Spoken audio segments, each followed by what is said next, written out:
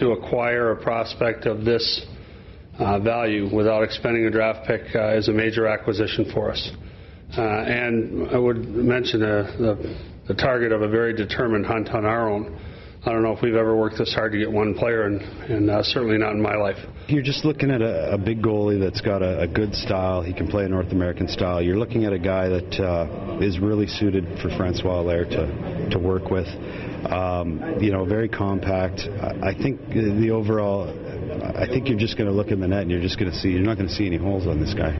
He posted a 1.96 goals against average in the regular season, allowed just 14 goals in 13 playoff games, and led his club to the Swedish Elite League Championship, with many hockey experts calling him the best goaltender outside the NHL. This kid dominated in the Swedish Elite League, which is a pretty good league. This is not, you look at his playoff statistics, they're mind-boggling. It's almost like trying to read fine print without reading glasses. And you look at them and you're like, why? That can't be right. They're staggering. Despite not landing a big-name free agent forward so far, Burke has been busy with his backhand. Mike Komisarek and Garnet Exelby are now in the fold. And on Monday, the Leafs also added Francois Beauchemin, who won a Stanley Cup with Burke and the Anaheim Ducks 3 years ago. We're not done. We still got cap room, and you can go over the cap in the summer. We're not done. We're still... we're going to take advantage of every opportunity we can take to better our hockey club. I think we've made some major steps, but we're not done. We'll probably take a deep breath now and see how things shake out, but there's still some names of interest, and there are going to be trade possibilities now. If you look at our depth chart with 10D on there, we got our first serious trade offer yesterday on a defenseman, as soon as the Beauchemin thing was announced.